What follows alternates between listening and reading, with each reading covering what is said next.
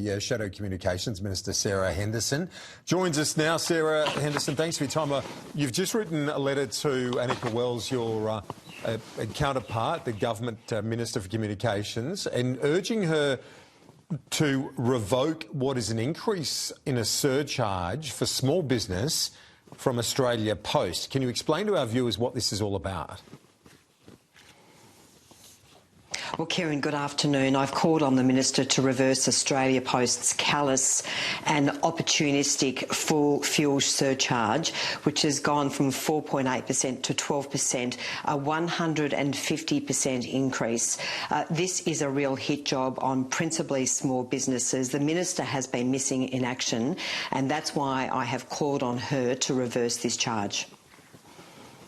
How many businesses are we talking about, small businesses that would have been hit by this surcharge, a freight surcharge by Australia Post? Kieran, roughly 30,000 businesses, many of them small businesses, many of them e-commerce businesses. These are businesses with domestic parcel sending contracts with Australia Post, so it doesn't affect everyone. But how can Australia Post gouge their customers at a time of a national fuel crisis when more Australians are relying on parcel deliveries, and that's bound to happen like it did in the pandemic when parcel deliveries increased quite dramatically? And for this Minister and for the Prime Minister to sit on their hands and watch this gouge on small businesses is unacceptable. The Minister must stand up. As I say, she's been missing in action on many issues since her travel rorts scandal unfolded, but it is time that this government stood up for small businesses and said to Australia Post, this is not on, we will not accept this fee increase.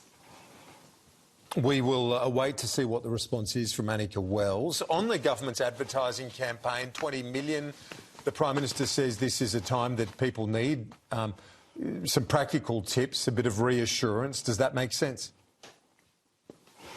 No, it doesn't. This is appalling that the Prime Minister is now spending $20 million telling Australians to pump up their tyres.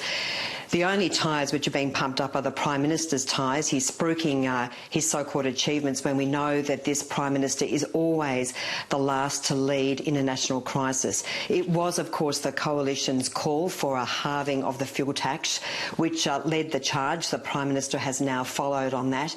And I've just heard Chris Bowen in his press conference. What a joke. This is an Energy Minister, Kieran, who wants to shut down coal and gas and oil in this country.